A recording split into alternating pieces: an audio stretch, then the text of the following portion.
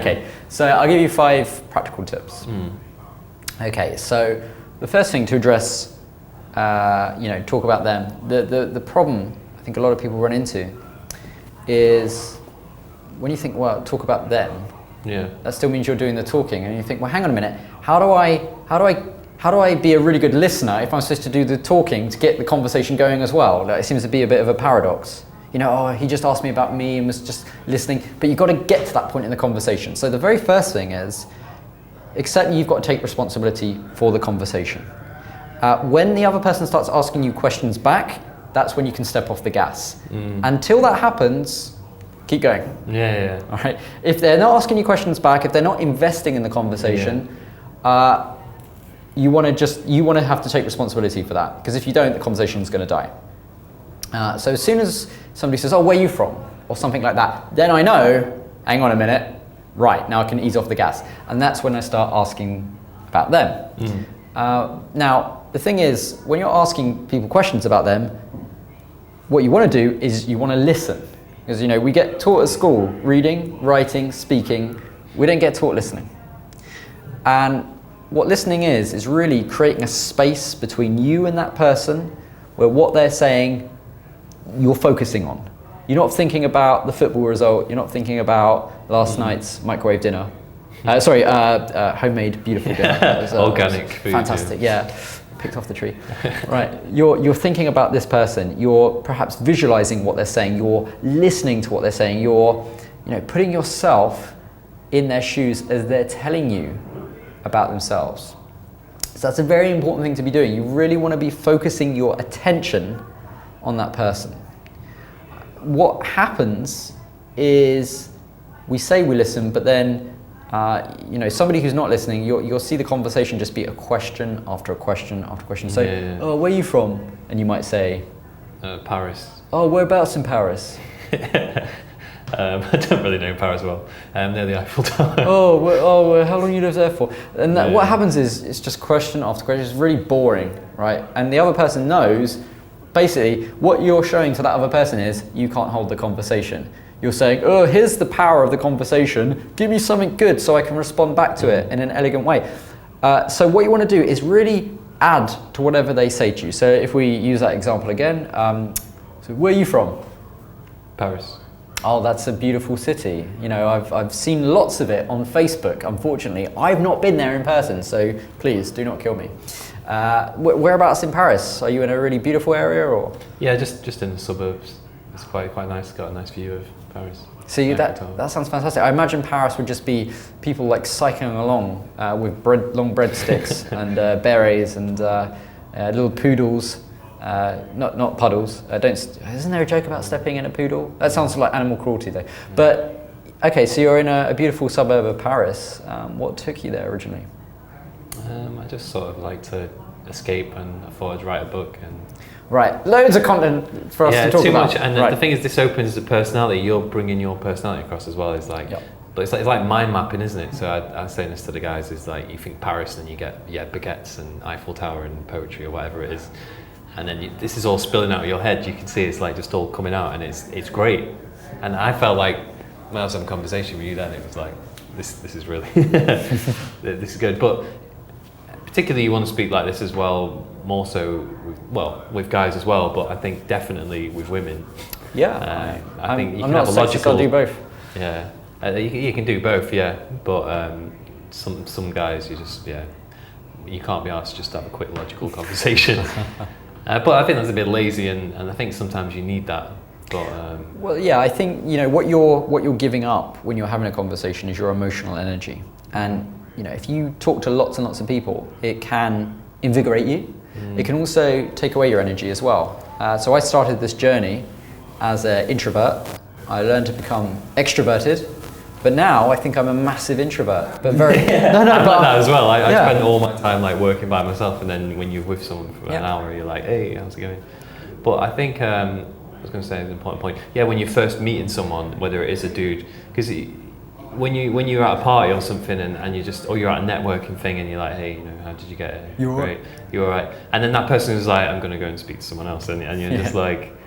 Have you seen that Alan Partridge where he's like, will it be terribly rude if I go over and speak to someone else?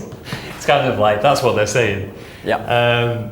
But you want to be at a networking thing, and you want to have everyone come and speaking to you, and it's amazing. And everyone's like, "Who's this guy? Who's the dating coach? You know, he's a charisma coach." And it's like, yeah, it's. I think, you know, there's this saying like that introverts will get energy by being by themselves, and extroverts will get energy by talking to people. So do you think there's something that you can't change? Because I mean, I'm really curious because I'd say I'm still introverted.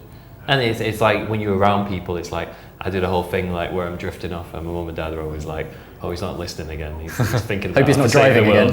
Yeah. But it's kind of how you are, and I don't think you can always criticize people for that. No. It's you know, there's one in four people are introvert and something like that. Well, there's a new label now called ambivert, which is which is a bit of both. But I think, you know, this brings me to my second tip, which is you have very little control over everything around you.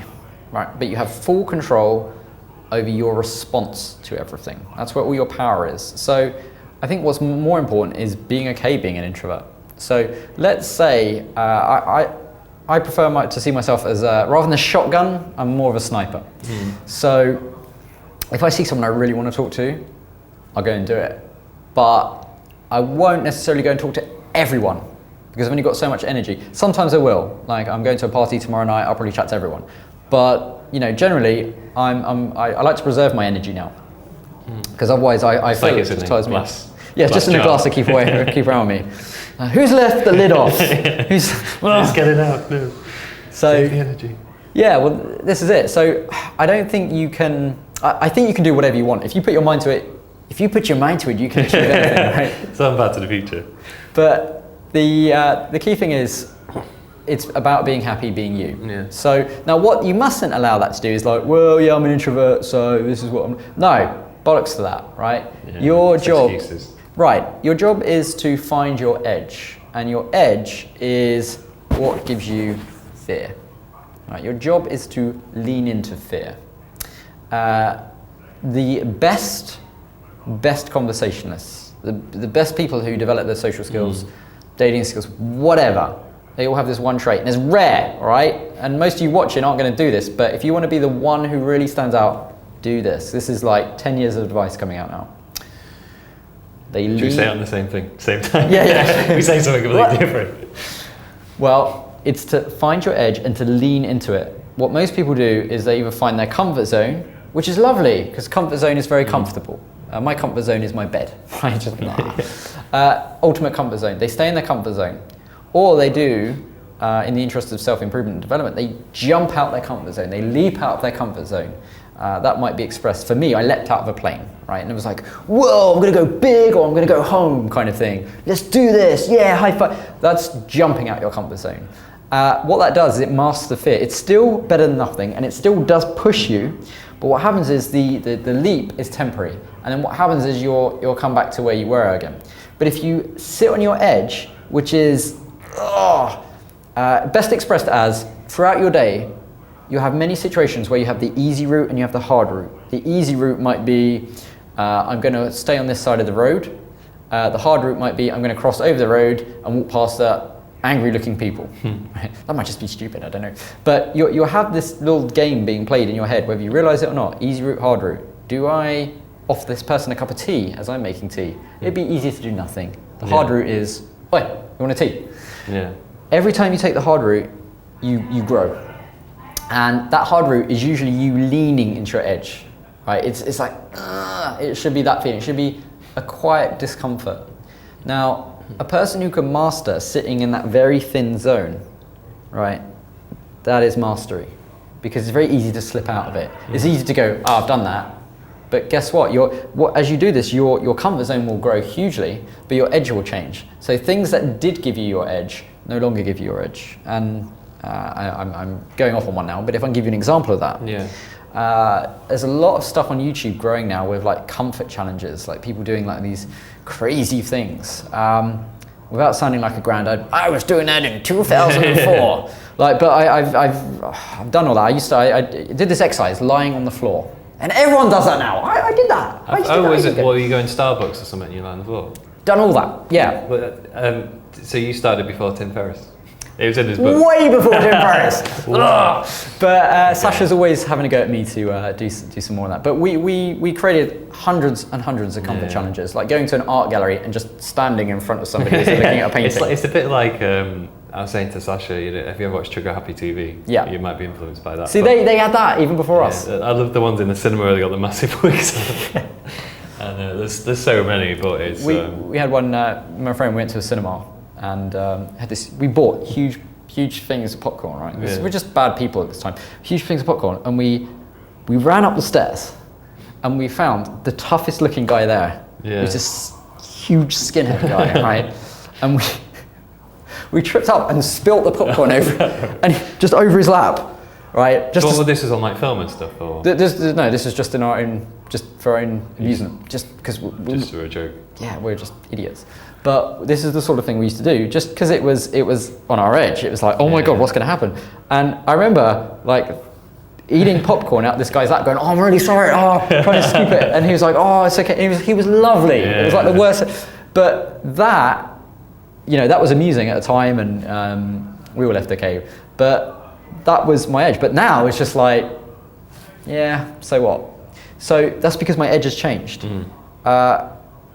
What I think a lot of guys can find that edge very quickly, walking up to somebody and saying hi. Then what happens? I have no idea. That's your edge. I think deep down. So like stuff you did in the cinema, I'm sure you did it in a cinema in Leicester Square. You didn't go to like somewhere on the other side of the world and do it, because sometimes do you think that might have been, because I think deep down you probably knew, like, I know it's not going to be really that bad, in society and stuff. We know that we can reason with these guys, because I know for a fact sometimes up north you could say something to a guy on the street here, and then you could say something to a guy on the street from where I'm from, and he would just punch you straight away. Yep. That was the Norwich view. Yeah. But okay. You're right, but the thing is, there's different edges in different environments, right? So spilling popcorn over somebody, which seems awful now, I must admit, but doing that at the time, that was our edge, and we knew the social, the norms there, right? Doing that in Glasgow might not be your edge. That might be leaping into your edge. Yeah. Like, oh my god, what's going to happen? In Norwich, in Norfolk, it's just going to be awkward, but in somewhere else, it's going to be like weird or freaky, right? So the key thing is social intelligence. The great skill I think we've all come to learn is social calibration, which is really what's the least amount of effort I can do to create the result I want in the person I'm talking to. All of it comes down to calibration. If you're uncalibrated, you're right, you want to go on a date? Yeah. Like that's too much energy, that's too much effort. But if you just say, hi, would you like to go on a date? That's a lot more smooth. Obviously, I don't usually ask men out. Of course, Marcus, yeah. Special occasion. We should do coffee sometime. That's not a no. Right, so so the third thing is be on your edge. There is never the right time to take action. There's never the right time to say hello. There isn't. It doesn't exist. There's always too late. That does exist. So you basically have two choices. Never the right time, never the right time, never the right time. Too late. Too late sucks. Never the right time, you'll always grow from it. You'll always develop from doing that. When you want to go and chat to somebody, the chances are you probably haven't spoken to anyone that day already. Otherwise, you wouldn't feel nervous. You all have a magic number. Ooh, new content. New content. But you all have a magic number of the amount of people it takes you to warm up, to get into a talkative state. My magic number used to be like in the double figures.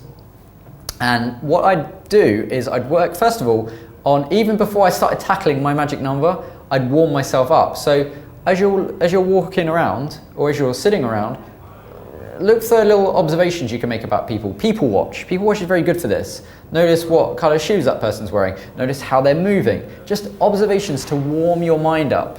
Once your mind is warmed up, now it's time to start saying hello to people. You don't have to get into conversation with them, just hi.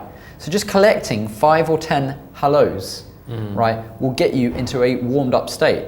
Now, as I said, the chances are when you see somebody that you want to talk to, you probably haven't done any of that. You're going from 0 to 100 miles an hour straight away. Now, I think that's excellent, by the way. I think, state independence, in other words, not being tied to your emotional state, is a sign of mastery. you can start there, but it's hard work.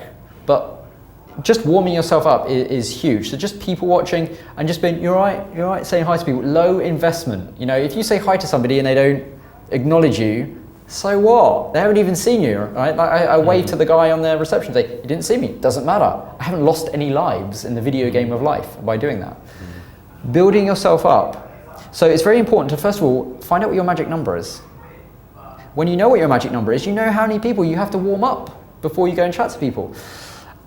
You'll find as your skills develop, your magic number drops to the point where it becomes 0, when you can just walk up to him and go, hi. If you're in a logical mindset for a long time, if you develop this area of your life and you get amazing conversation skills, what will happen is if you go back to a very problem-solving kind of work, you don't talk to anyone for 3 months, maybe you're writing a book, your number will slowly creep up. And what a lot of guys will do is they think, oh, my skills suck, I've lost everything. You haven't. Your number's just gone up a little bit higher. Your skills are still there, but the resources you need, you need to just go through a few moments where you take action to get them back. So, 4th tip, find out your magic number. Yeah. So when everyone says, what's your magic number, that's what they mean. And it's always quite a low number though, isn't it? It's like whenever you say to someone, what's your favourite number or what's your magic number, it's always it's always less than 12 or something. Well, you know, with conversation skills, the number could be really high. Could some guys, the magic number be about 100 or? It can be. But that's okay, you know. Some guys, like, yeah, I've coached and I'm sure you've witnessed the ones who are, you know, just not used to speaking to anyone, really, you know, not terrible social skills, but, you know, down there. But it's okay, I think, as long as, you know, they will improve over time. And, you know, sometimes, I think it's about strengthening in other areas. So when a guy I take out and he's speaking to women and he can't even hold a conversation for 2 seconds, it's like, right, let's get to the root of the problem, because it's pointless taking them out. I think what day game does, or speaking to people, it normally tells you what you need to address, which I've found quite important. Yeah, it brings up your weakest links. You know, and I guess that brings me to, I don't know if that's a good segue, but it brings me to the 5th one. Okay, so the 5th point is be kind to yourself. A friend of mine is one of the trainers on our conversation training courses. He's great. What he'd do is, let's say he's chatting to somebody, let's say he gets the worst response ever, because that can happen to everyone at some point. You have no control over what's going on in someone else's mind at that time. They could have the worst day possible. The only control you have is taking action. So whenever he takes action, that's bravery, that's heroic. He'll always take a win from it, no matter what. And you know, sometimes I hear him say, do you know what, I'm having that.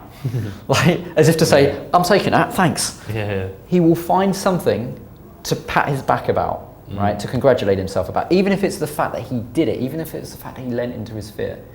Most of us have problems with this because we're not kind to ourselves. We beat ourselves up. We, you know, instead of saying, I love you to yourself, we're like, you suck. So, love yourself. Like, truly love yourself. There's a line of thought, I believe it's by Osho, he's a controversial spiritual teacher, but basically just direct all love into yourself before you start showing love with everyone else. You know, you have to fill up all the gaps in you before you can fill up the gaps in everyone else. And what we try and do is we try and look at the faces, the responses of others as almost like this kindness, like, oh yes, this person's smiling at me as I talk to them, so I must be fantastic. I'm not the horrible person I keep telling myself I am. Like, that is a one-way ticket to long-term misery, because all you're doing is putting a band-aid on stuff. But if you instead just get used to controlling the voice in your head, which is just saying to yourself, I love you.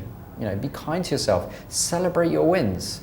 You know, well done you for actually doing so. Well done you for, because you know, there's going to be situations where you could talk to somebody and you're not going to do it. Like, that happens to me, right? It still does.